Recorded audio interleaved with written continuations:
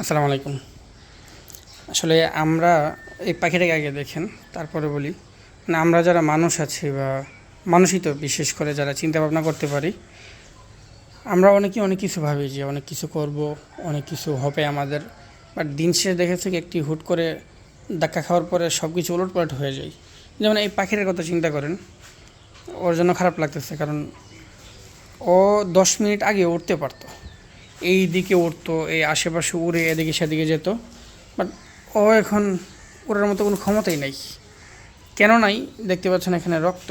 আমি ওরে বেশি জ্বালাতন না করি, ও একটু ভয় পাচ্ছে, এই যে রক্ত পড়তেছে এখানে। আল্লাহ মাফ করো। আমি একটু আগে আমার বাগিনার মুরগুলোকে খাবার দিয়ে আসছি।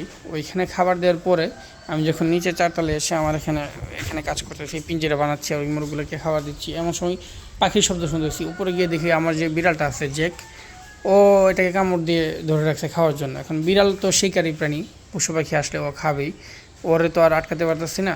আর এই পাখিটা অনেকবার আমার এখানে আসতো। কয়েকদিন আগে একটা ভিডিও দেখেছিলেন যে এই পাখিটাকে আমি ওই যে ছেড়ে দিয়েছিলাম ধরার পরে। পাখিটা তখন একটু ফ্রেন্ডলি হয়ে গিয়েছিলো যে না, আমি যেহেতু ছেড়ে দিয়েছি আর আমি ওরা দেখলে কিছু করি না, ওরা খাবার দিতাম, পানি দিতাম, ওই জিনিসটাতে অভ্যস্ত হয়ে এখানে আসতো খাবার খাওয়ার জন্য। আজকে হয়তোবা ওর কপালে এটা লেখা ছিল, দুর্ভাগ্যটা। ও আসার পরে আমার বিড়াল ওরে ধরে ফেলছে। তো আমি তৎক্ষণাৎ দৌড় দিয়ে গিয়ে ওরে ছুটে নিয়ে আসছি, বাট এর ভিতরে দেরি হয়ে গেছে অনেক। দেরি বলতে আমার মনে হয় না, আল্লাহ না চাইলে ও আর উঠতে পারবে। এখনও রক্ত পড়তেছে। ওর এই পাশে যে ডানাটা ভেঙে গেছে, ওইটা ঠিক আছে, এক ডানা দিয়ে তো আর উঠতে পারবে না এখন। ওরে আমি হলুদ এখানে লাগিয়ে, আমি আর আমার ব্যাগিনা সহ হলুদ লাগিয়ে, যে হাতে এখনও হলুদ ভরে আছে, হলুদ লাগিয়ে এখানে উপরে ঝুলাই দিলাম পিঞ্জিরাটা। কারণ আমার এই পিঞ্জিরার ভিতরেও বিড়াল আসতে পারে। এই অবস্থায় ওর যদি নিচে রাখি তাহলে আবার অ্যাটাক করব। কিন্তু খারাপ লাগতেছে এই জন্য যে 10 থেকে 15 মিনিট আগে যে পাখিটা আকাশে উঠতো, আমার মনে হয় না ও আর সারা জীবন যতদিন বেঁচে আছে ও আকাশে উঠতে পারবে।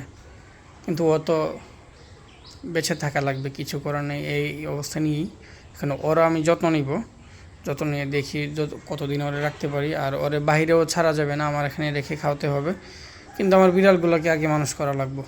তো বিড়াল অবুঝ প্রাণী, বোঝে না, শিকারী প্রাণী শিকার করবে। এখন হয়তো বা ওর কপালটা খারাপ ছিল, ওর সুন্দর করে শুনতেছে, এখন রক্ত পড়তেছে, এই জিনিসটা আমার খারাপ লাগতেছে।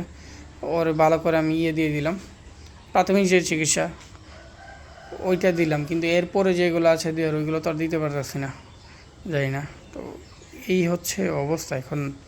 আসলে আমরাও যারা মানুষ আছি অনেক সময় চিন্তা করি কত কিছু করব, দিন শেষে কিছুই হয় না। অনেক কিছুই পরিবর্তন হই, মানে 10 দিন পরে কি হবে, 5 দিন পরে কি হবে, এটারও ধারণা আমাদের নেই। অথচ আমরা কত পরিকল্পনা করি। আমি নিজে প্রমাণ এটার, হয়তো পরে একটা ভিডিওতে বলবো। মানে গত 10 দিন আগে আমি যা ভাবতাম, যেভাবে চিন্তা করতাম, এই 10 দিনের ভিতরে আমার সব কিছু মানে আলহামদুলিল্লাহ ভালোর দিকে হয়েছে। তবে ভালোভাবে হয়েছে, আমি যেটা চিন্তা কখনো কল্পনা করি নাই, ওইটা দিয়ে ভালো হয়েছে আলহামদুলিল্লাহ।